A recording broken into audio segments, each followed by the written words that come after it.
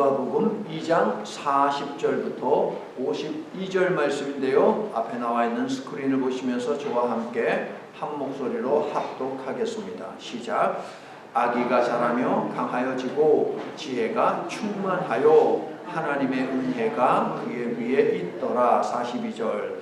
예수께서 12살 되었을 때에 그들이 이 절기의 관례를 따라 올라갔다가 그 날들을 마치고 돌아갈 때에 아이 예수는 예루살렘에 머무셨더라. 그 부모는 이를 알지 못하고 46절. 사흘 후에 성전에서 만난즉 그가 선생들 중에 앉으사 그들에게 듣기도 하시며 묻기도 하시니 49절. 예수께서 이르시되 어찌하여 나를 찾으셨나이까 내가 내 아버지 집에 있어야 될 줄을 알지 못하셨나이까 하시니 52절. 예수는 지혜와 키가 자라가며 하나님과 사람에게 더욱 사랑스러워 가시더라. 아멘. 우리 대부분은 누군가의 자녀이면서 동시에 누군가의 부모입니다.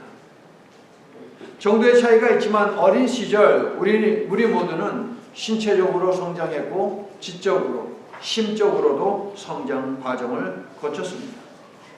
그런데 하나님을 믿는 우리들에게 기대가 되는 또 다른 성장이 하나 있으니 그것은 영적인 성장입니다. 우리 몸과 마음과 영 모두 성장해 나아가야 한다는 것이죠. 예수님을 믿고 구세주로 영접한 순간 우리는 어린 아기와 같았습니다.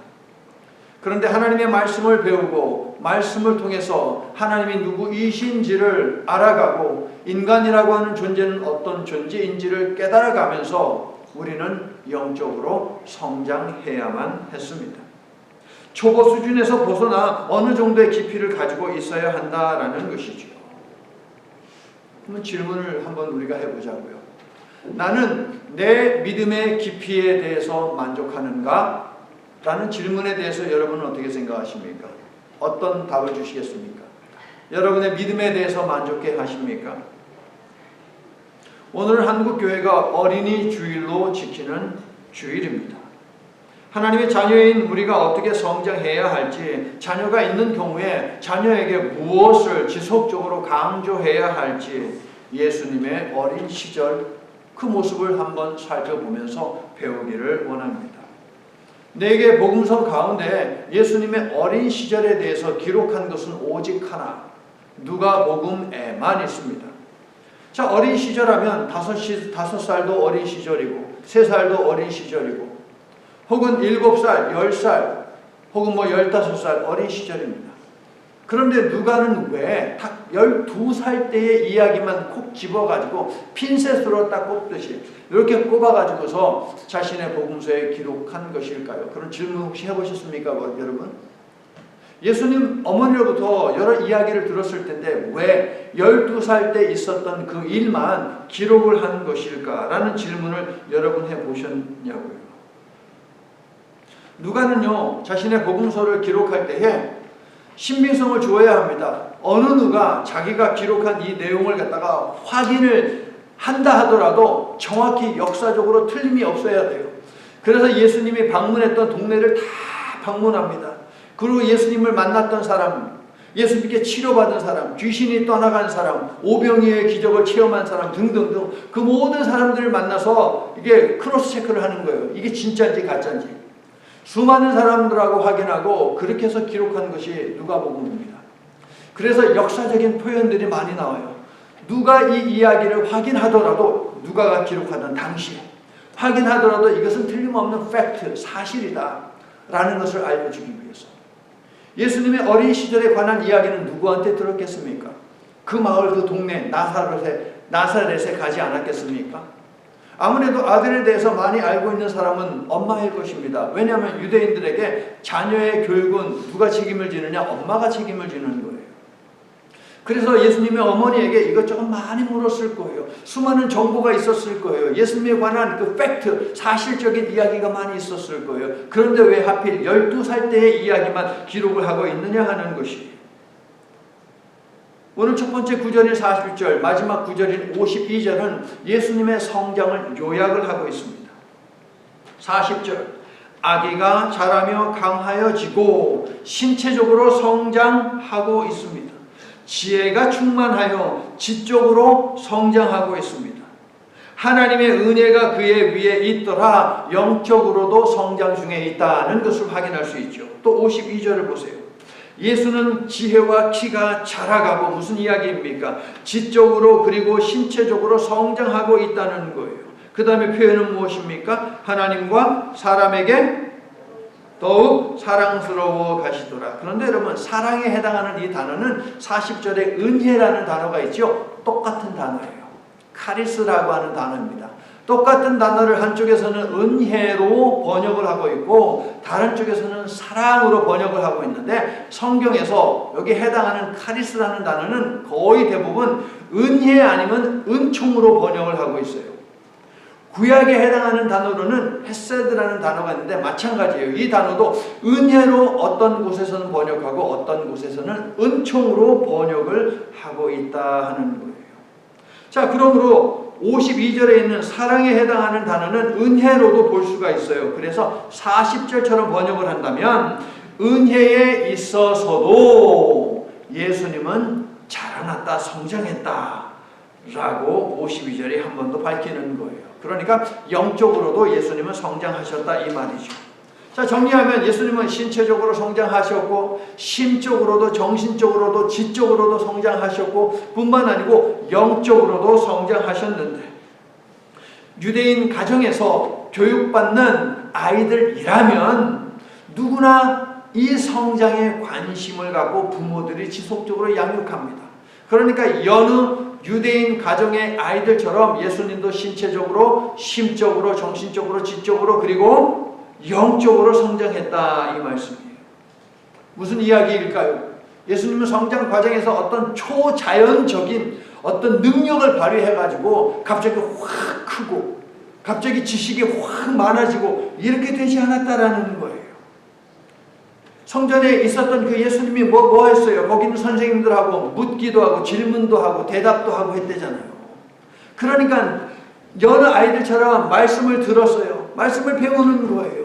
그리고 말씀에 대해서 궁금증이 있으면 질문도 하는 거예요. 여느 아이들처럼. 똑같이 세상에서 성장하는 아이들처럼, 믿음의 아이들처럼 예수님도 그렇게 성장했다. 듣기도 하고 묻기도 하며 성장했다라는 것이죠. 중요한 대목입니다. 예수님은 성육하신 하나님입니다. 그렇죠. 하나님이시지만 인간의 몸을 입고 이 땅에 오셨어요.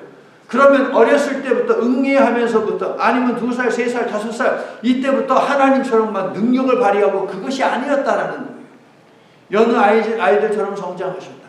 성장하면서 어느 집에 어떤 아픔이 있으면 함께 아파하고 눈물 흘리고 즐거운 일이 있으면 함께 기뻐하고, 어느 집에 있어서 잔치가 있으면 가서 맛있는 것도 얻어먹고, 그렇게 하면서 예수님은 성장했다는 거예요. 그게 바로 예수님의 성육신이에요. 우리와 같은 인간의 몸을 입고 이 땅에 오셨다. 어떤 의미입니까? 예수님은 인간이 겪는 모든 고통을 알고 계신다. 인간이 경험하는 염려, 두려움, 불안, 이 모든 것 예수님 알고 계신다. 믿습니까, 여러분? 이것이 예수님의 성육신이에요. 히브리서 기자가 그렇게 이야기하지 않았습니까? 우리를 동정하실 분이시다라고 히브리서 서기자는 말한 바가 있습니다. 철저히 인간이 되셔서 예수님은 인간이 해야 하는 도리를 다 하셨다. 이것이 바로 예수님의 성장 과정을 기록하고 있는 내용의 핵심적인 부분이다. 그것이 바로 성육신이다. 그러니까 원래 잘 알고 원래 저절로 되는 일은 없다라고 하는 거예요. 열심히 배우고 열정을 갖다가 품어야 한다라는 것이죠. 감나무 앞에 가가지고 감 떨어지게 하소서 그러면 감 안 떨어진다는 거예요. 떨어지더라도 하나님이 보시기에 그 심보가 고약해가지고 그냥 눈이 있는데 확 떨어뜨리지 않을까라는 생각도 해요. 감 떨어지게 하소서가 아니고 잠자리채 같은 걸로 준비를 하든가 사다리 타고 올라가서 감을 따야죠, 여러분. 예수님은 그렇게 성장했다라는 거예요. 자, 51절 전반부를 보니까 또 이런 내용이 있어요. 육신의 부모님께 효를 다했다. 예수께서 함께 내려가사 나사렛에 이르러 순종하여 받드시더라 라고 되어 있죠. 순종하여 받드셨다라는 것, 문법적으로요, 지속성이 강조되고 있어요. 한 번만 그런 것이 아니고 어린 시절부터 지속적으로 공생애를 사시기까지, 아니 공생애를 사시면서도 예수님은 부모에게 순종하셨다라는 것을 강조하고 있어요. 계속 순종하며 봉양했다. 그러니까 제5계명 내 부모를 공경하라 라고 하는 하나님의 말씀, 그 율법에 순종하셨다라는 것이죠. 52절을 보면 신체적, 지적, 영적 성장을 보이신 예수께 사람들은 호의를 베풀고 싶어 합니다. 사람에게, 하나님께 사랑스러워지셨다라는 것. 여기는 사랑에 해당하는 단어는 은혜와 똑같은 단어라고 그랬잖아요. 그것은 일반적으로 은총으로 번역된다라고 했잖아요. 그렇죠? 은총은 호의예요. 호의를 베푸는 거예요. 호의를 베푸는 거. 그러니까 사람들이 예수님을 보면서 야, 호의를 베풀고 싶고, 사탕이라도 있으면 하나 더 주고 싶고, 만나면 머리도 쓰다마 주고 싶고, 또 만나면은 좋은 이야기, 야, 너 정말 잘 컸다, 이 말을 해주고 싶고, 애가 뭐 도움이 필요하면 너 배고프니 길을 잃어버려서 도와주고 싶고, 이런 마음이 저절로 들었다라고 하는 거예요. 그런 마음이 드는 건 뭐예요? 아이가 그렇게 예쁘게 잘 성장했다는 것이죠. 이처럼 예수님은 모든 관계에서 충실하셨고, 하나님, 사람들, 그리고 부모 앞에서 균형적인 성장을 하셨다. 성도 여러분, 하나님과의 관계가 바로 선 사람은 가정을 돌보는 일에 소홀하지 않습니다. 인간 관계에서도 선한 역할을 감당한다. 즉 사람들과의, 모든 사람들과 관계가 좋다라고 하는 거예요. 이 사실에 여러분 동의하십니까? 하나님과의 관계가 바로 서는 것, 이것이 먼저예요. 공적 사역으로 부름받기까지 모든 삶과 일상에 있어서 예수님은 하나님과 인간과 말씀과 역사를 이해하고 사랑할 줄 아는 메시아로 완성되어 가셨다라는 것이에요. 그래서 예수님은 말씀드린 바와 같이 우리의 연약함을 보실 때마다 불쌍히 여기며 동정하신 것이고, 같이 울어주시며 도우실 수 있는 분이 되셨다. 히브리서 4장 15절. 이 예수님이 여러분과 항상 동행하시니 위로를 받고 힘을 얻어 하루하루 순간순간 힘을 얻으며 살아가시기를 예수님의 이름으로 축원합니다. 여러분의 눈물을 예수님도 흘렸고, 여러분의 아픔을 예수님도 아파하셨고, 여러분의 고통, 번민, 이 모든 것 예수님도 다 그 과정을 겪으셨다는 거예요. 그래서 우리를 아는 거예요. 그리고 안타까워하시고 우리에게 도움을 베푸시는 긍휼이 많으신 분이시다. 할렐루야. 예수님은 신체적, 지적, 영적으로 성장하셨는데, 이러한 전인적 성장을 위해 가장 중요한 것이 무엇이냐? 40절, 하나님의 은혜가 함께하는 거예요. 40절을 보세요. 아기가 자라며 강하여지고 지혜가 충만하며, 그 다음에 뭐라고 이야기해요? 하나님의 은혜가 그의 위에 있더라. 이게 가장 중요해요. 성장 과정 내내 하나님의 은혜가 예수님 위에 머물렀는데, 예수님은 어느덧 나이가 12살, 제가 여러분께 질문 드렸던 왜 많은 나이 중에 12살이냐? 그 나이가 되셨어요. 그리고 그 해에도 요셉과 마리아는 유월절 규정을 준수하기 위해 예수님을 데리고 예루살렘 성전을 찾았다라고 오늘 말씀은 기록을 하고 있습니다. 41절 42절이죠. 자, 유대인 남자는요, 여러분, 유대인의 그 3대 절기가 뭡니까? 유대인의 3대 절기? 우리가 지난, 우리가 지난 그 고난주간 때 유대인이 지키는 7절기, 그 7절기는 다 예수님을 갖다가 다 미리 보여준다라고 하는 것을 살펴보았잖아요. 7절기 가운데 3대 절기, 이 3대 절기에는 신명기 16장 16절을 보면 무조건 유대인 남자들은 성전을 찾아가서 거기서 지켜야 돼 라고 명령을 한 바 있어요. 이 3대 절기가 무엇일까요? 오늘 말씀에 나와 있는 유월절, 그리고 오순절, 그리고 칠칠절이 아니고 초막절. 요 세 가지는 반드시 지켜야 돼요. 그래서 유월절 찾아가는 거예요. 성전을 찾아갔다는 거예요. 여러분, 누가복음 2장은요, 누가는 2장에서요, 예수님의 가정이 율법을 철저히 지켰다라고 하는 것을 의도적으로 집중적으로 강조해요. 21절 보세요. 예수님은 태어난 지 8일째 할례를 받으셨다. 레위기 12장 3절에 명령하고 있어요. 마리아는 율법에 따라 출산하고 40일째가 되면은 예루살렘 성전을 찾아서 정결 예식을 하게 되어 있어요. 레위기 12장 4절부터 8절이에요. 그래서 그 말씀을 준수하기 위해서 갔다는 거예요. 필요한 재물을 준비해서. 23절 보니까 동시에 장남인 예수님을 하나님께 드리기 위해 요셉과 함께 성전을 찾았다. 마찬가지예요. 첫 번째 태어난 생명은 하나님 앞에 드려야 된다라고 하는 것이 율법의 원칙이고 명령이에요. 그래서 장남인 예수님을 데리고 갔다는 것이죠. 하나님께 내어드리기 위해서. 41절을 보니까요. 유월절을 지키기 위해서 성전을 찾으셨다라고 되어 있지요. 그의 부모가 해마다 유월절이 되면 예루살렘으로 찾아가더니, 의도적으로 해마다 이야기하잖아요. 이번이 처음이 아니라는 거예요. 해마다 예수님을 데리고 갔는지 아니면 자기들끼리만 갔는지는 모르겠어요. 근데 뭐 아기를 두고 뭐 갈 수는 없으니까 같이 갔겠죠. 또 42절을 보세요. 이 절기의 관례에 따라라고 이야기하죠. 율법을 준수하셨음을 요약하며 강조하는 거예요. 그러니까 하나님의 자녀로서 또 우리의 자녀들을 하나님의 자녀로 키우기 위해서 핵심은 무엇인가? 하나님의 말씀대로예요. 하나님의 말씀에 순종하면서예요. 이것이 핵심적인 것입니다. 이러한 삶을 살 때에 하나님의 은혜가 그 위에 임한다는 거예요. 신체적으로, 정신적으로, 지적으로, 영적으로 성장하기 위해서 필요한 하나님의 은혜가 머무는 인생이 되기 위해서는 하나님의 말씀을 존중하고 하나님의 말씀을 지키는 삶이 되어야 한다라는 것이죠. 예수님은 어린 시절부터 말씀에 순종하는 삶을 보고 배우고 실천하며 성장하셨습니다. 율법을 적극적으로 지키신 이러한 모습들은 무엇을 우리들에게 알려주느냐? 예수님은 말씀과 자신을 동일시시키셨다라는 거예요.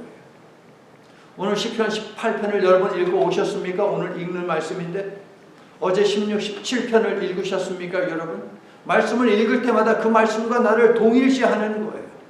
때로는 그 말씀 구절들 가운데 눈에 띄는 것을 붙들고 내가 사는 거예요. 그게 바로 동일시하는 거거든요. 말씀 묵상의 목적은 거기에 있어요. 내가 글자를 아느냐 모르냐 그거 확인하기 위해서 읽는 것이 결코 아니에요.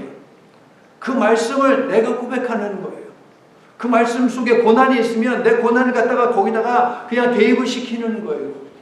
그러면서 그 말씀 속에서 시편 시인들이 희망을 찾잖아요. 하나님 안에서. 그럼 나도 같이 희망을 찾는 거예요. 여러분. 그게 바로 말씀 묵상이에요. 예수님이 그러한 삶을 살았다는 거예요. 율법을 철저히 지켰다, 준수했다, 순종했다, 하나님의 말씀과 자신을 일치시키셨다는 거예요. 말씀과 하나가 되니까 많은 능력을 행할 수 있었다라는 것이죠. 여러분의 삶 가운데 말씀의 능력이 임하기를 원하십니까, 여러분? 그러면 말씀과 여러분을 동일시키세요. 말씀과 동떨어지게 살면서 말씀이 담고 있는 능력이 나에게 오기를 원한다. 그건 어불성설이잖아요, 여러분. 따뜻한 찜질방 안에서 몸을 녹이고 싶으면 들어가야 되잖아요, 여러분. 능력이 들어가야 되잖아요. 시원한 욕조에서 좀 쿨다운 시키고 싶으면 옷 벗고 들어가야죠, 여러분. 마찬가지예요. 말씀이 가지고 있는 그 능력이 온전히 내 것으로 되게 하기 위해서는 말씀과 동일시해야 한다. 기억하십시오. 예수님처럼 말씀에 순종함으로 말씀과 연합한 삶을 살고 하나님의 지혜와 은혜와 은총과 능력에 충만한 여러분 개인의 삶 그리고 가정이 되기를 예수님의 이름으로 축원합니다. 갈릴리 나사렛에서 저기 예루살렘까지 150km, 93마일 정도 거리예요. 직선으로 쫙 나 있는 길이 아니죠. 그 당시에 꼬불꼬불, 울퉁불퉁, 오르락내리락 길이 상당히 험한 길이었어요. 당시에 장정이 30km 정도 걸었다라고 하니까 어린아이들을 데리고 여인들과 함께 또 노인들과 함께 가려면 일주일 정도 걸리는 거리예요, 여러분. 만만치 않지요. 그 길이 만만치 않아요. 일주일에 가야 도착할 수 있는 거리예요. 게다가 갈릴리에서 예루살렘으로 가기 위해서는 여리고라고 하는 동네 근처에 그 산길을 통과해서 가야 하는데 거기에는 집도 없고요, 사람도 없고요, 뭐가 없어요. 위험하겠어요? 안전하겠어요? 위험하겠지요. 상당히 위험해요. 사람들이 다니지 않는 길이고 산이다 보니까 거기에는 강도들이 당연히 많이 있겠죠. 예수님께서 누가복음에서 선한 사마리아 사람 이야기를 해주셨죠. 배경이 어디예요? 여리고였잖아요. 왜 수많은 지형 가운데 예수님이 여리고에서 강도 맞는 사람이 있었어 라고 말씀하셨을까? 유대인들이 다 공감하고 있는 거예요. 오유, 여리고 거기 위험한 데지. 거기 정말 도적대들이 많은 데야. 모두가 알고 있어요. 그런데 그런 길을 통과해 가지고 예루살렘에 가야 했다라고 하는 것 여러분 머릿속에 꼭 담아두세요. 굉장히 중요한 대목이거든요. 자, 일단 43절을 봐요. 43절을 보니까 그 날들을 마치고 라고 되어 있어요. 그 날들, 지금 6월절이잖아요 여러분. 41절을 보니까 6월절이에요. 6월절 절기는 일주일 동안 지키는데 관습에 따라서 예루살렘을 방문한 사람들은 최소 이틀은 예루살렘에 있으면서 6월절 절기를 지켜야만 했어요. 그러니까 예수님과 예수님의 부모도 예수님을 데리고 일주일 동안 여행을 와서 최소 이틀은 예루살렘에 머물면서 거기에서 절기를 지켰고 그 이후에 이제 집으로 돌아갔다라는 것인데 문제가 있어요. 돌아가는 길에 이것을 잃어버렸네요. 이것이 무엇일까요? 예수님을 잃어버렸어요. 세상에나 예수님이 미아가 되어버리셨어요. 여러분 혹시 아이 키우면서 잃어버린 경험이 있으십니까 여러분? 우리 애기 엄마들 아기 잃어버린 적 있어요? 있어요? 할렐루야. 없대요. 앞으로도 잃어버리지 마시기 바랍니다. 서로 미루면 안 돼요. 당신이 얘 보고 있어. 당신이 얘 보고 있어. 절대 그러면 안 돼요. 내가 얘를 보고 있을 테니까 당신이 가서 뭐 사와. 이게 이렇게 돼야지. 서로 그렇게 미루다가는, 왜냐하면 거기 뭐 놀러 가면은 재밌는 게 많잖아요. 예루살렘도 마찬가지. 6월절에 얼마나 재밌는 게 많았겠어요. 저기 그 깡촌 나사렛에서 살다가 예루살렘 사람들이 북적북적대는 그런 동네에 왔으니 얼마나 볼거리가 많았겠어요 여러분. 자, 예수님을 잃어버렸어요. 그런데 잃어버린 아이를 찾으면 어떻게 할까요? 부모가 안도가 될 거예요. 그렇죠. 잃어버릴 때는 얼굴이 사색이 됐다가 애를 만나는 순간 그 사색이 되어있는 굳어있는 표정이 탁 풀리죠. 너무 기쁘죠. 그리고 그 아이를 탁 끌어안아요. 그러면서 어떻게 해요? 엉덩이한테 막 때리면서 어디 갔었어. 이게 저절로 이렇게 나오는 것 아닙니까 여러분? 자, 44절. 이제 이해가 안 가는 게 있어요. 44절 보니까 잃어버렸는데 그걸 언제 알았어요? 잃어버리고 바로 알았어요? 몇 시간 있다 알았어요? 아니요. 하루 길 간 다음에 하루 종일 먼 길을 걷는 동안에 몰랐다라는 거예요. 애가 없어진지를 몰랐다라는 거예요. 여러분 이해가 가십니까? 어떻게 이런 일이 있을 수 있어요? 부모가 덤벙덤벙 됐나요? 관심이 없었나요? 어떻게 이런 일이 벌어졌어요? 자, 여리고라고 하는 곳을 통과해서 가는 것, 이거 기억하시죠? 도둑놈들이 많은, 도적대가 많은 곳을 가는 거예요. 그러니까 예루살렘을 여행하는 사람들은 두세 사람이 이렇게 가지 않았어요. 떼거지로 갔어요. 여러분 44절을 보세요. 예수님을 잃어버렸는데 어디 가운데에서 찾았다라고 해요? 친족, 그리고 아는 사람. 그러니까 무더기로 간 거예요. 그 나사렛에 살고 있는 일가 친척들, 그리고 친구들, 이웃들, 옆에 마을에 있는 사람들 다 모여가지고 간 거예요. 큰 무리가 이동하는 거예요. 왜 큰 무리로 이동했을까요? 도적대가 나오면 싸울 수 있잖아요. 도적들이 딱 지켜보고 있다가도 어떤 생각을 하겠어요? 야, 사람들이 너무 많다. 우리가 도둑질 못하겠다. 라고 생각을 하지 않겠습니까, 여러분? 그러면 그 큰 무리가 이동할 때에 여인들과 아이들처럼 힘이 없는 사람들은 어디에다가 딱 놓겠어요? 앞에다 놓겠어요? 뒤에다 놓겠어요? 중간에 놓겠어요? 중간에 놓겠죠. 앞과 끝에는 누가 있겠어요? 젊은 사람들, 싸움 좀 하는 사람들, 이 사람들이 있겠죠. 그러니까 예수님을 잃어버렸는데 몰랐다라고 하는 건 무엇이냐? 아, 엄마는 생각할 거예요. 가운데 있으면서 아빠와 함께 있을 거야.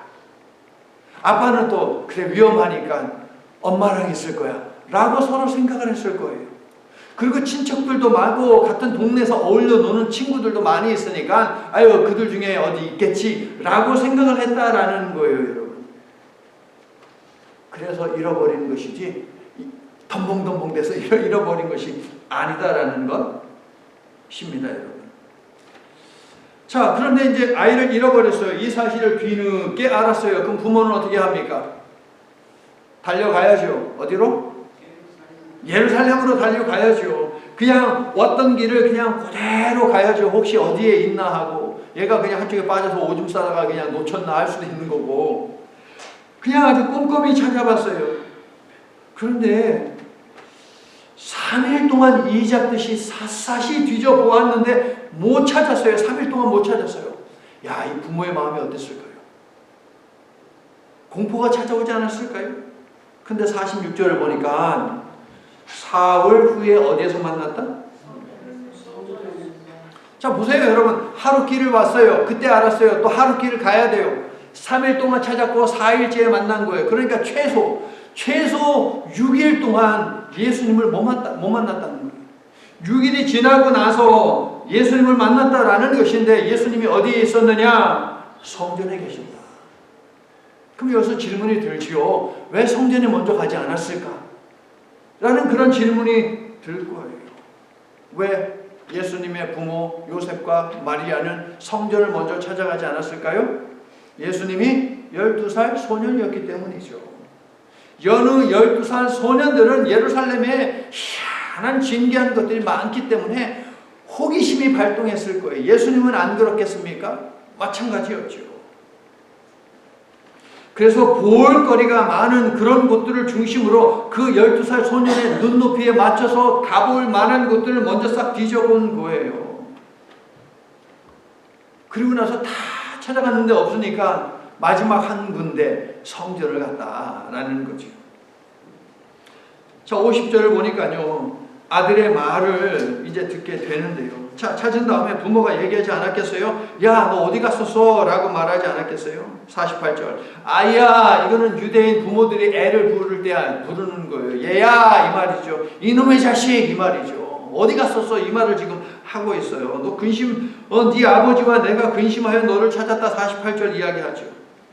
49절 예수께서 이르시되 뭐라고 답해요? 어찌하여 나를 찾으셨나이까? 내가 내 아버지 집에 있어야 할 줄을 알지 못하셨나이까? 라고 하니까 그 부모가 반응이 뭐예요? 50절 그가 하신 말씀을 깨달았다 못 깨달았다? 네, 뭔 말인지 이해를 못한 거예요. 얘가 도대체 무슨 말을 하는지 이해를 못했다라는 것이거든요. 이 말은 무엇이냐? 12년 전 천사 가브리엘이 나타나서 야, 네가 아들을 낳을 것인데 이것은 그 아들의 이름은 임마누엘이라고 해 라고 하면서 보통 아들이 아니야, 메시아야 라는 것을 알려줬거든요. 근데 지난 11년 동안 이 아들을 키우면서 이 사실을 완전히 잊고 있었던 거예요. 그냥 자기 아들로 그 동네에 있는 돌아다니는, 장난치고 돌아다니는 여느 아이들 12살 아이처럼 그렇게 키웠다라는 것이에요. 성도 여러분, 우리도, 우리의 자녀도 이 세상에 태어난 목적이 있습니다. 믿습니까? 하나님이 이 땅에 보내신 목적이 있다고요, 여러분. 그러나 그것을 알고 사는 사람들이 몇이나 될까요? 여러분은 왜 사는지 목적을 알고 계십니까, 여러분? 예? 알아요, 몰라요? 하나님의 영광을 위하여의 정답이잖아요. 이렇게 모두가 알고 있는 거잖아요. 여러분, 하나님의 자녀로서 여러분이 무엇을 함을 알며 또 기억하고 또 실행하며 살고 계시는지, 여러분에게 자녀를 주셨다면 그 자녀를 주신 목적을 알고 그 목적을 토대로 하여서 자녀를 위해서 기도하고 계신지요, 여러분? 구체적으로 기도하되 하나님이 주신 목적을 알고 우리가 기도하자고요. 하나님, 내가 남은 삶이 얼마입니까? 이 남은 삶 동안 하나님께서 나를 이 땅에 보내신 목적에 합당하게 살기를 원합니다. 하나님, 자녀를 주신 이유가 뭡니까? 이 아들을 주신 이유, 이 딸을 주신 이유, 그것은 무엇입니까? 묻고 하나님부터 답을 듣고 그것을 중심으로 기도를 하자라는 거예요. 예수님이 몇 살 때 이 일이 있었다고요? 12살. 왜 12살에 누가는 집중을 했을까? 자, 유대인 남자아이들 5살이 되면 하나님의 말씀, 율법 이것을 외우기 시작합니다. 몇 살 때? 5살 때. 그리고 10살이 되면 외운 말씀, 무슨 뜻인지도 모르고 그냥 달달달 읽다 외우는 거예요. 외운 그 말씀, 그 율법이, 하나님의 말씀이 어떤 의미인가라고 하는 것을 깊이 있게 공부하기 시작합니다. 몇 살 때? 10살 때. 그리고 12살이 되면 이제 아이는 무엇을 하느냐? 뭔가 앞으로 무엇을 할까에 대해서 고민을 하기 시작합니다. 왜냐하면 유대인 아이는 13살이 되면 그때가 성인이 돼요. 성인이 되어서 바르 미츠와라고 해서 바르 아들, 그다음 미츠와 이것은 율법이거든요. 율법의 아들, 율법의 자녀로 살아야 하기 때문에 이제 자신이 죄를 지으면 부모가 대신하지 않고 내가 직접 이 재물을 가지고 속죄 재물을 가지고 예루살렘을 찾아야 돼요. 그 13살이에요. 자기 인생에 대해서 책임을 져야 돼요. 무엇을 먹고 살지에 대해서도 그 직업도 13살에 결정을 하게 됩니다. 그런데 하루아침에 결정할 수 없잖아요. 그래서 12살 때에 얘가 이제 고민을 해요. 고민하면서 내가 앞으로 무엇을 할까에 대해서 고민합니다. 이것이 유대인 아이들이 성장하는 과정이고 예수님도 역시 마찬가지였다라고 하는 거예요. 예수님의 나이가 몇 살이에요? 12살. 이때 뭐 해요? 앞으로 뭐 할지에 대해서 얘기하는 거예요. 고민하는 거예요. 그런데 대체로 유대인 아이들은 아버지가 하는 그 일을 갖다가 이어서 합니다. 예수님의 아버지는 직업이 뭐예요? 목수. 그러면 예수님도 앞으로 뭘 하면서 살게 되겠어요? 일반적으로 목수로 살게 되는 거예요. 어부이면은 그 아들도 어부로 사는 것이고 거의 대부분이 그래요. 그런데 아이들 중에는 좀 튀는 애가 있잖아요. 아이고 아버지나 목수해. 나는 나 그거 안 해. 나 딴 거 할래. 나는 석궁 할래. 석궁. 나는 돌 가지고 하는 일을 하겠어 라든가 나는 고기 잡는 게 좋아 라든가 뭐 다른 일을 할 수 있을 것 아니에요. 그러면 아버지는 부모는 어떻게 해야 하느냐? 거기에 관해서 전문적인 지식을 가지고 있는 경험을 가지고 있는 사람에게로 보내요. 스승님에게 보냅니다. 그래서 이 아이는 그 스승님 집에 거하면서 거기에서 기술을 전수받는 거예요. 내가 율법학자가 되겠습니다 라고 하면 율법을 가르치는 그 선생님 집으로 들어가는 거예요. 부모는 이제 돈을 갖다가 이제 학원비를 갖다가 제공하듯이 그렇게 제공을 해야 하겠죠. 그게 바로 12살이에요. 예수님이 몇 살 때 이 일이 벌어졌어요? 12살. 이것이 그래서 상당히 중요하다. 예수님은 앞으로 무엇을 해야 할지 고민하는 그 나이에 부모님과 함께 예루살렘에 갔는데 예루살렘에 가서 집으로 갈 때 부모님을 따라가지 아니하고 육신의 아버지를 따라가지 아니하고 영의 아버지 하늘 아버지의 집으로 들어갔다라고 하는 사실이에요. 여러분 49절을 한번 읽어주시겠어요? 49절 시작.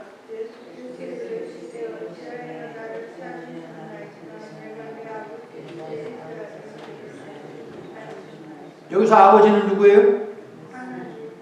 자 48절을 보세요. 마리아가 이야기합니다. 네 아버지와 내가 근심하여 너를 찾았다. 마리아가 말하는 아버지는 누구예요? 요셉이죠. 서로 다른 아버지예요.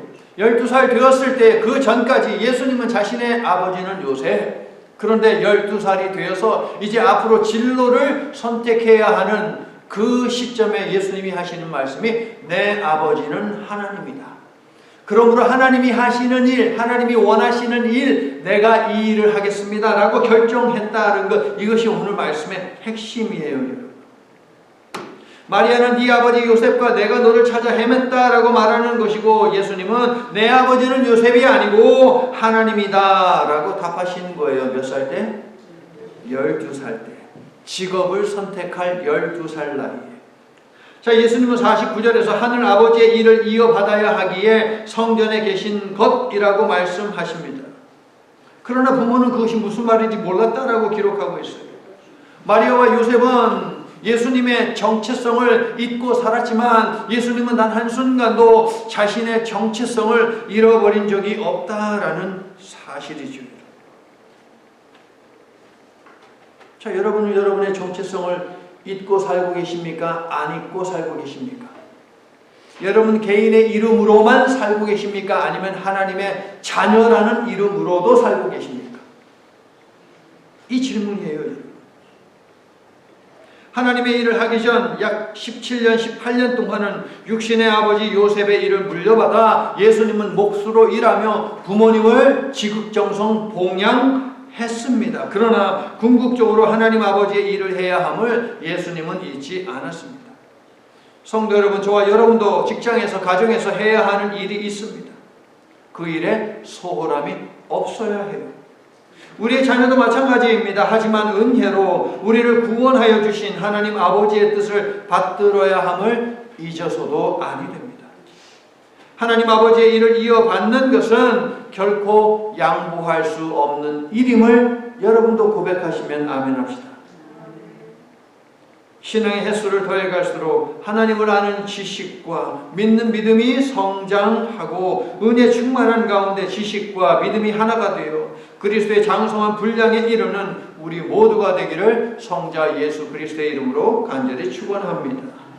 이제 말씀을 마칩니다. 자, 40절의 은혜와 52절의 사랑, 다른 곳에 거의 대부분 은총으로 번역된 이 단어는 똑같다라고 말씀드렸어요.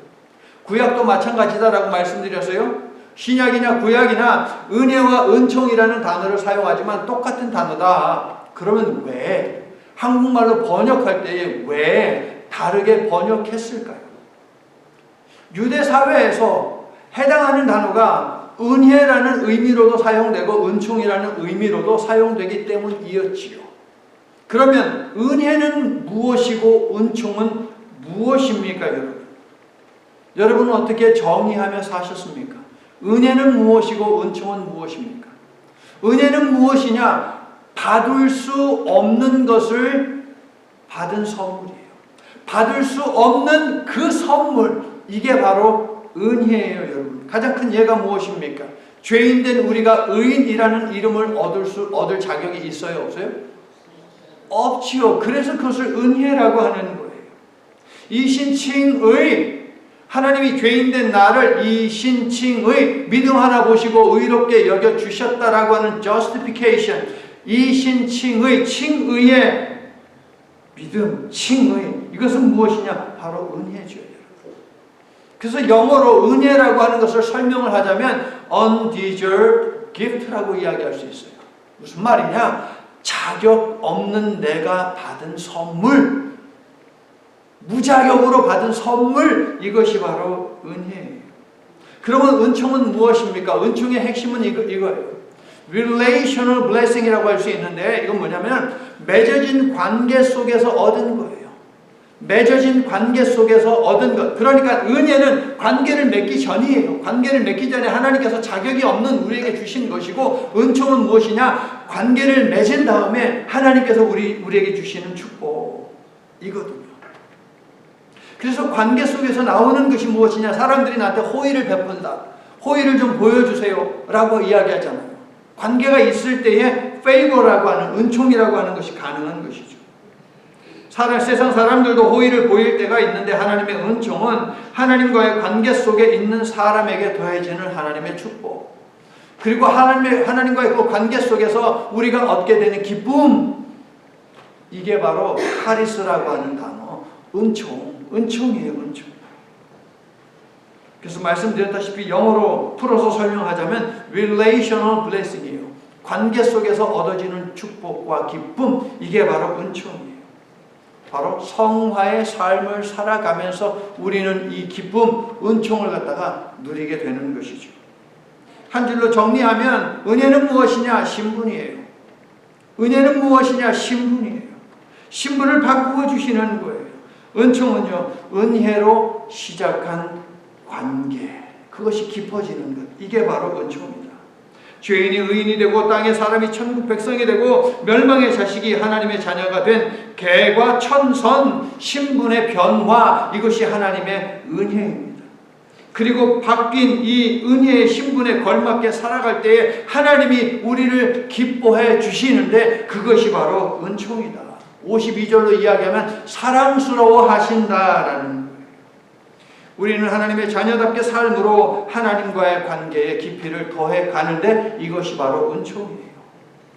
예수님처럼 말씀 배우기를 사모하고 말씀을 살아가는 것을 즐거워함으로 우리와 우리의 자녀들도 하나님의 은혜가 머물고 은총이 더해진 축복의 삶을 살아가기를 예수 그리스도의 이름으로 간절히 축원합니다. 아멘. 하나님 아버지, 저희를 먼저 찾아와 주시고 자녀 삼아 주셔서 감사합니다. 이 큰 은혜를 받은 인생임을 분명하게 인식했고 예수님이 어떻게 성장하셨는지를 오늘 말씀을 통해서 확인했습니다. 주신 말씀 앞에서 하나님을 더욱 깊이 알아가기 위해 열심히 말씀을 배울 것임을 다짐합니다. 아울러 하나님을 더욱 많이 체험하기를 소망합니다. 말씀을 통해 찬양 가운데 기도 속에서 저희에게 말을 걸어주시고 위로해 주시고 갈 길을 밝히 보여주시는 하나님과 날마다 깊이 교제하도록 저희와 함께해 주시옵소서. 하나님의 은혜가 항상 함께하는 자녀로 살아가므로 구름 기둥, 불 기둥과 같은 하나님의 인도하시고 보호하시는 능력이 나타나는 인생이 되도록 축복해 주시옵소서. 예수님 이름으로 기도드립니다.